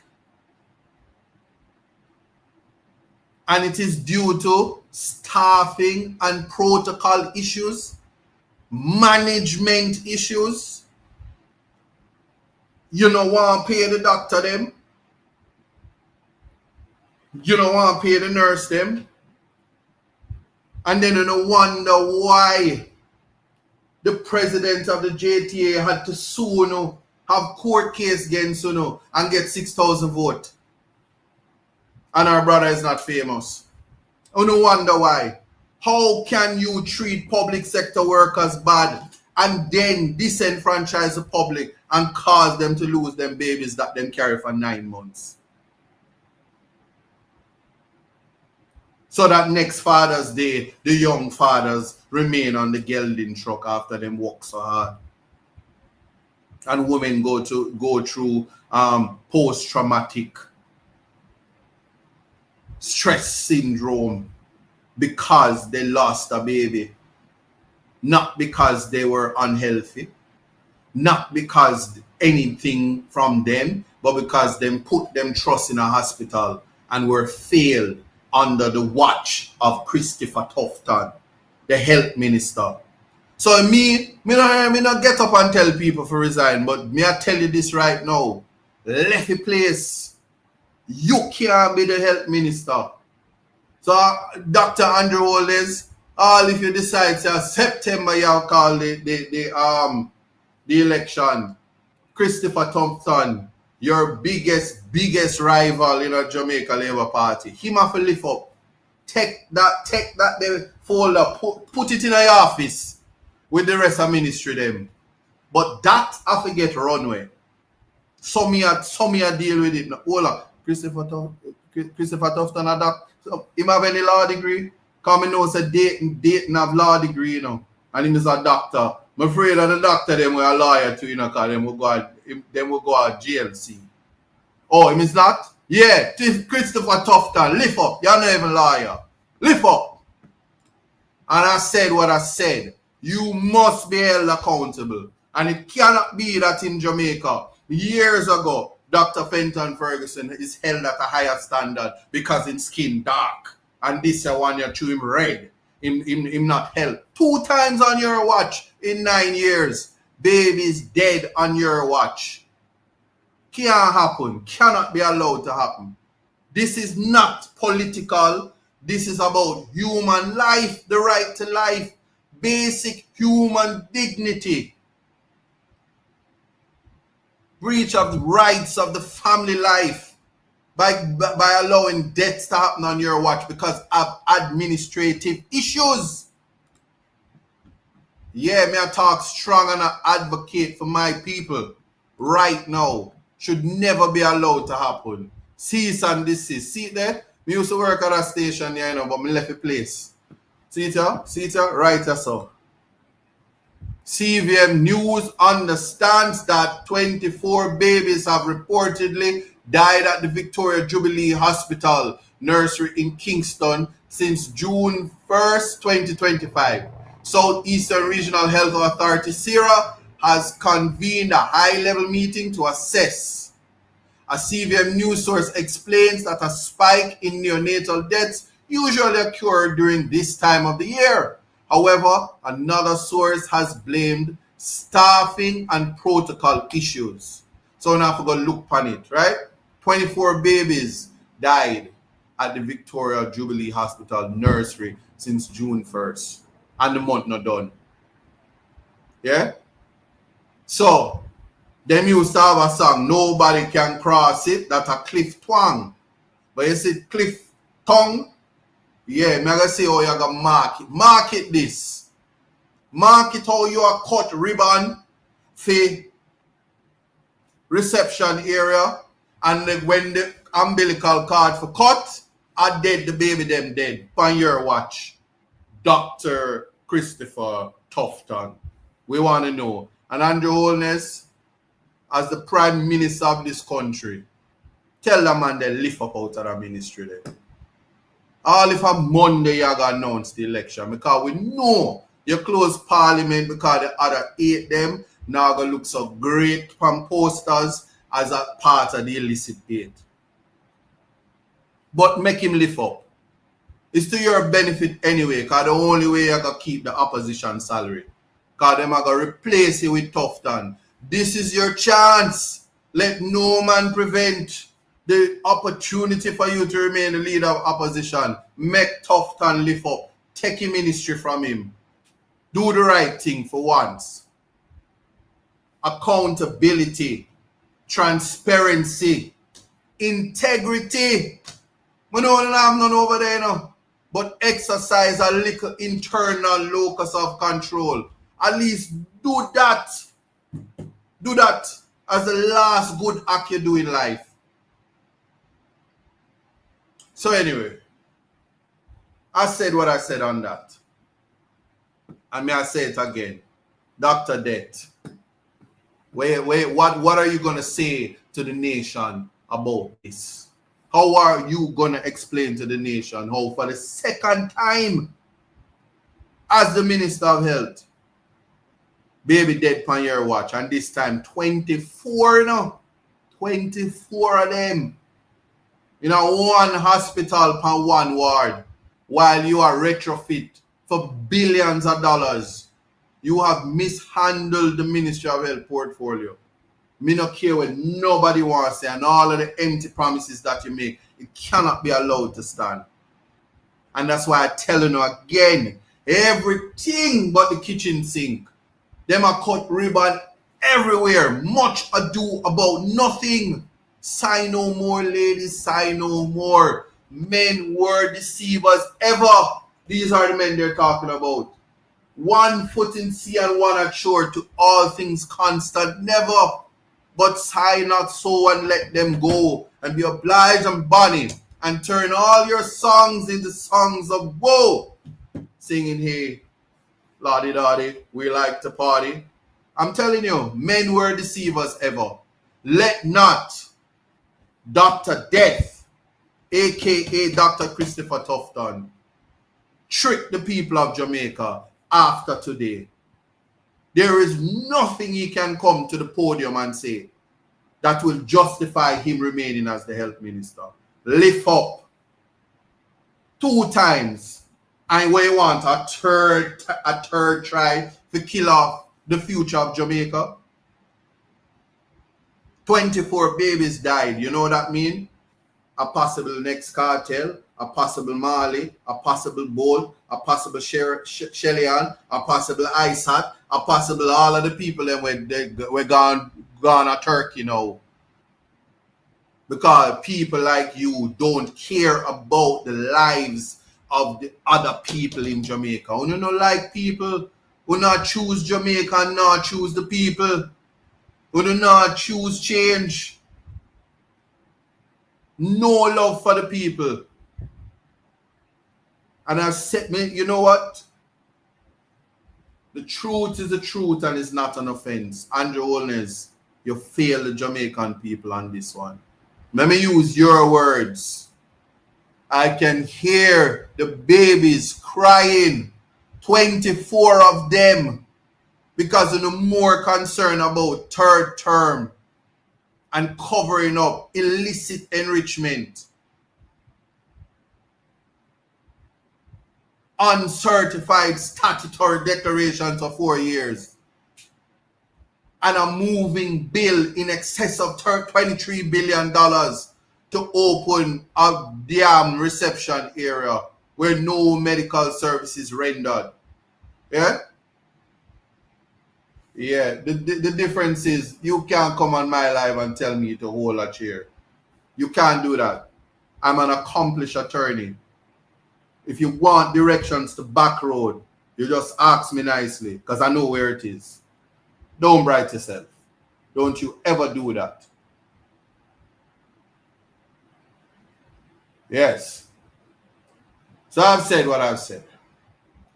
And again, just remember this. Jamaican people look about Jamaican people. Love the least of us. Love the least of us. Care about the people. And when they tell you choose Jamaica, they're not talking about the people. Remember, I tell you that. Choosing Jamaicans means you will choose change. Choose change and include yourself in a part of the progress of Jamaica. This is unacceptable. And there's no PR and no twisting by the media that can fix this. Yeah.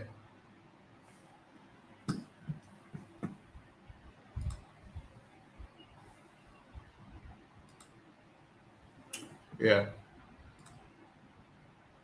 I think I said what I have to say where that is concerned. We don't have to burn no more fire. Those who need to do it can go burn fire when them have them time to go burn them fire. But I will say this.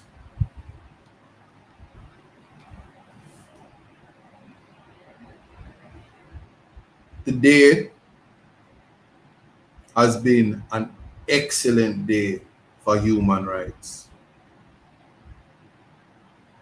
And I must tell you, as I continue to advocate for human rights and so many other young attorneys and those before us that care about people, those before us that care about the least among us. And many cases I've done, and you hear it, not $1. I use my money to fight the cases too.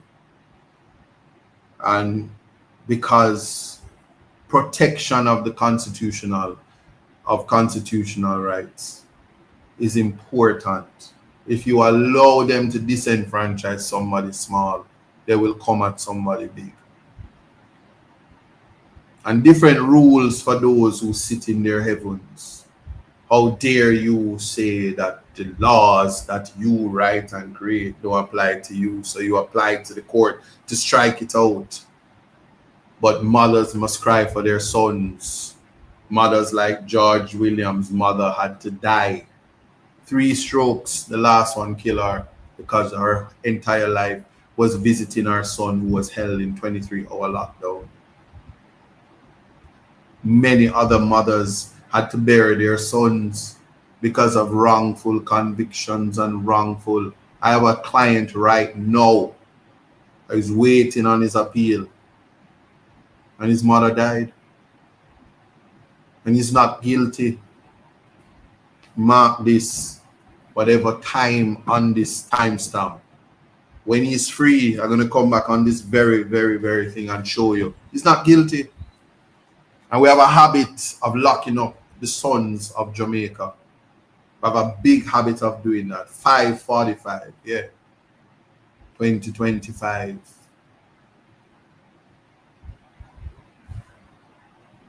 June 26, yes. We have a habit of destroying lives, and sorry can't fix it. $120 million can't fix it, respectfully. Just like how we supposed to get reparations from the 400 years of slavery. But them said can't fix it, so them no bother give it. We not no use for it. But we still have to wake up and see the dollar at once. Sometime this week, the embassy says 165 to 1. They make it reach 165. The US embassy. I know me. That's why them said the dollar there. That's the exchange rate for them. And we looking at it and the dollar is 161.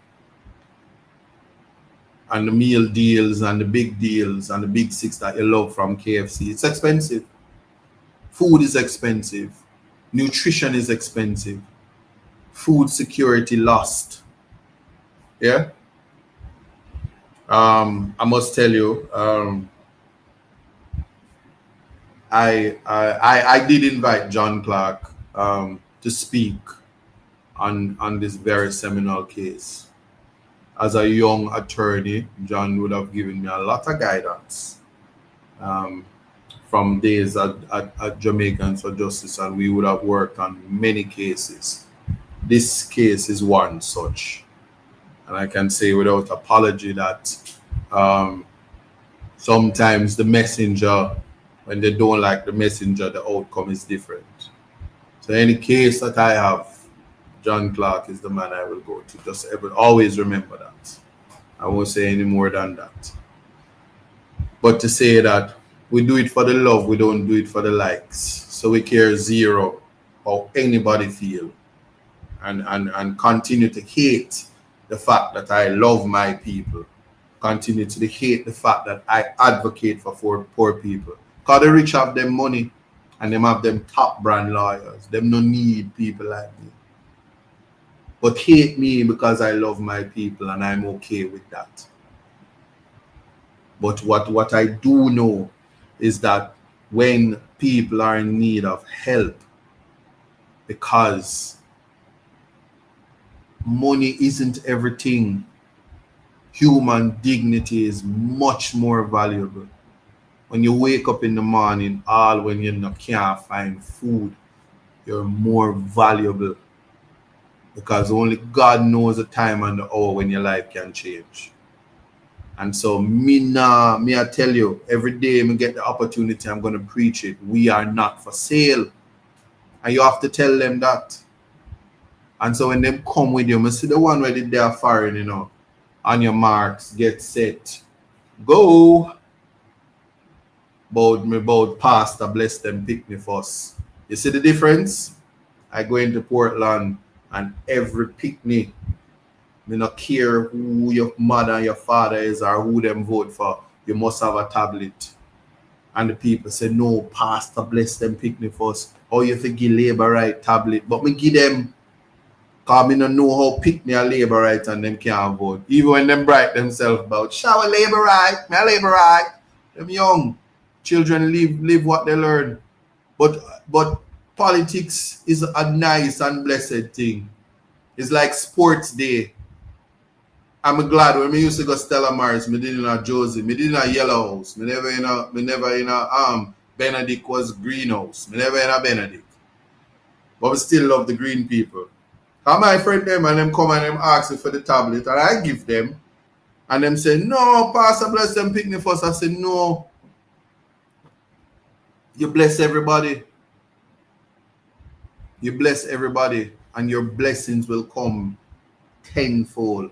So in Audrey Mark said, Pastor bless them pick me first and I'm giving you 50 black tanks and people who get in it feel superior and better.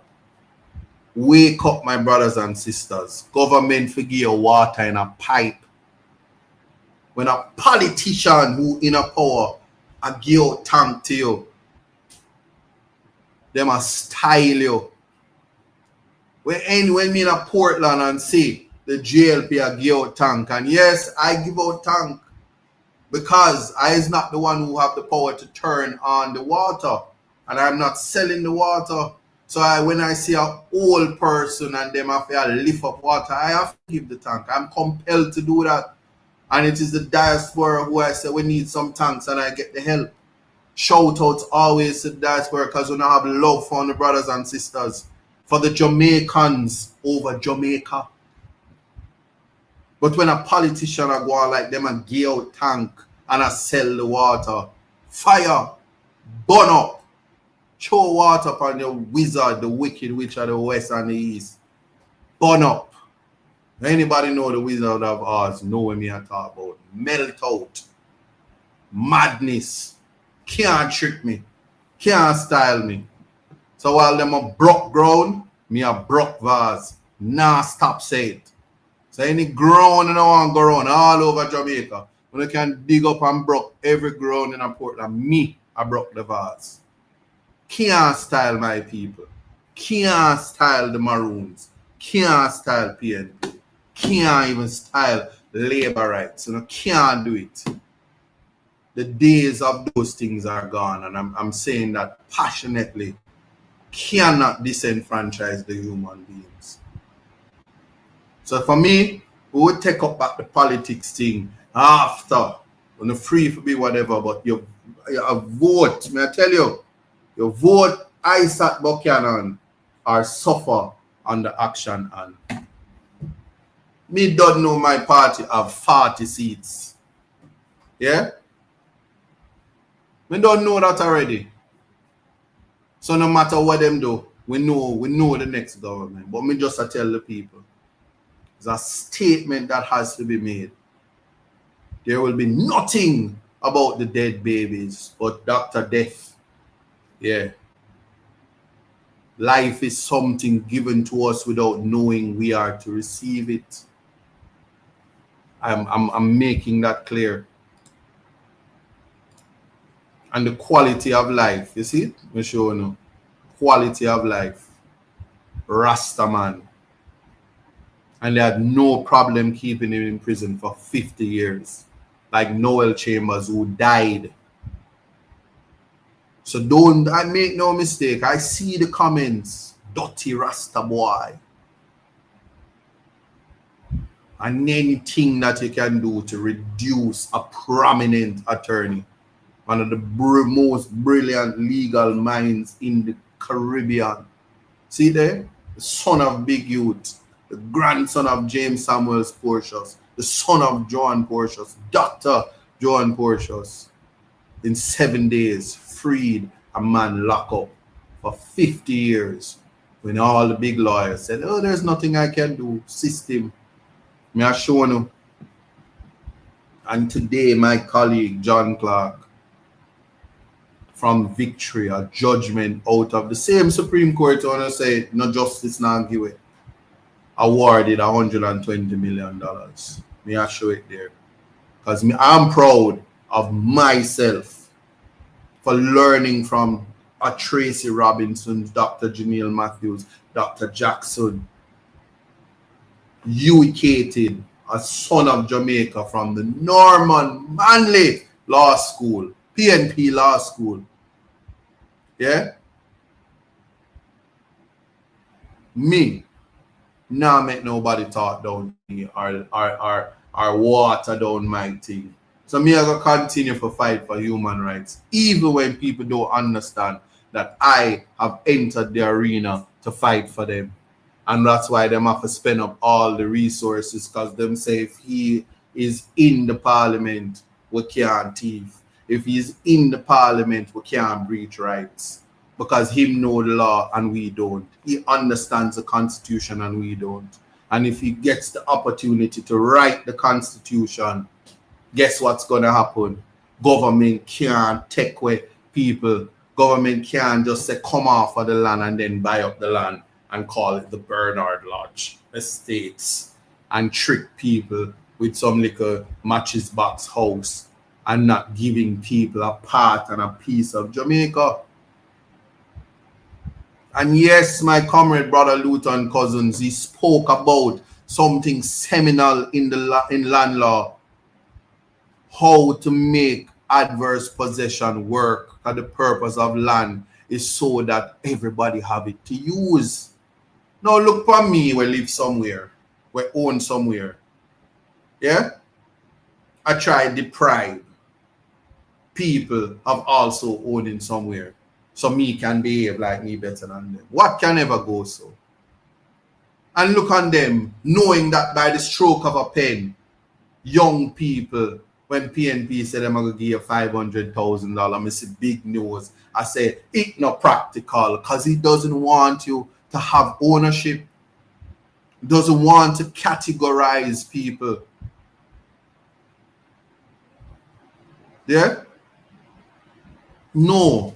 But land is sacred, and every Jamaican must have a piece of it. Now look upon me now. Way more me have to say when it's since 1962 in a Portland Eastern. They can't answer me, 11 house alone JLP ever built. 11 dege house. I know them are broke ground. And Brown Brook. But you don't retrofit the market. You don't fix it up, and you don't restore by the legal Rooks and Bernard standard. You don't put the people back in a position close to what they had before you came into the space. You have not given them back the market because you want teeth it for yourself. I mean, not take back and chat for that. Yes? And make promises that you can't keep. And I do the math, September morning come, here's a prediction. 100 buses will not be retrofitted for the people to enjoy. And while it is the buses are old, you see, because it is for the kids, I have to welcome it. I don't have a hypocrite bone in my body. But all I will say is everything new. Pupina can't work for my people. It cannot work. And me not say no more. But by the stroke of a pen, if you're on land and your family dep on land for years, then forget your title. And that is something under the next PNP government. Then can't stop that. Porsche started. We've been doing it for years, and we're going to complete it. Because everybody must live somewhere, and everybody must have land and get assistance. So you see me? Say what me have to say. Thank everybody for watching. Continue to be prideful. Anchor your faith on God, because what is man? Yeah? And remember, Shakespeare, men were deceivers ever. No, that's Charles Dickens. But anyway, big up on yourself. I really enjoyed this show. Thanks for tuning in to Reggae Global Radio, our flagship station, and Global TV. If you're on the TikTok, didn't see any lions. Y'all, I ain't saying you ain't gold digger, but most of y'all some broke. And for those of you on YouTube, I hope you really enjoyed the interview. I'm so proud of Pamela, and I'm proud of Mr. Jones. Family love is still there, and ain't not like blood. It's thicker than water, Blood can get you $120 million. Family that prays together stays together. We'll never forget that. And so me now make no color make me disenfranchise anybody. Me love everybody. Who want vex? Blessings all.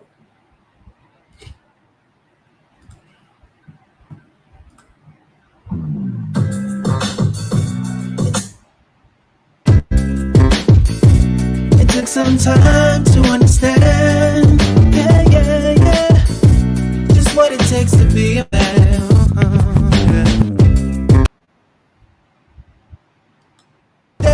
You learn something to make a better way.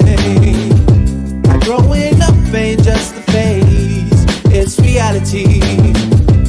And sometimes it's hard to face the world with your head screwed on. But in time you will see, it comes naturally, like the hurt and the pain. It's a part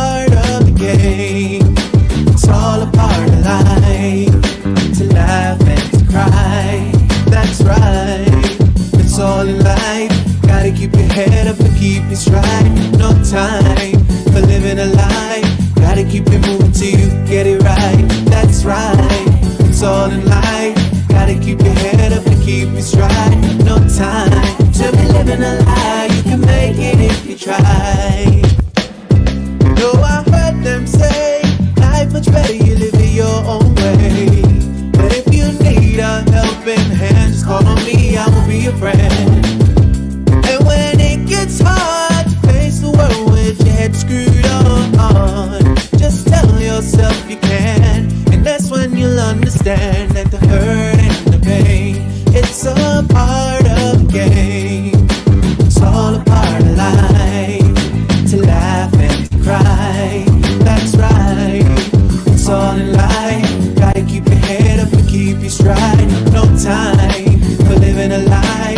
Gotta keep it moving till you get it right. That's right, it's all in life. Gotta keep your head up and keep your stride. No time to be living a lie. You can make it if you try. You gotta keep on moving on.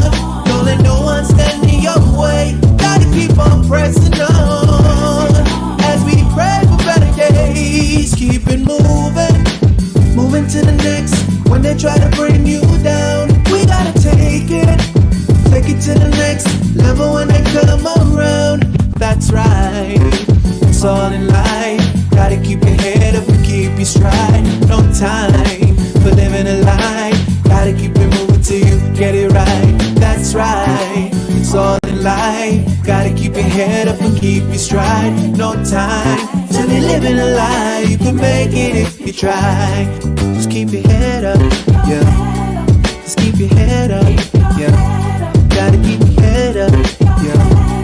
Cause everything's gonna be alright. Keep your head up.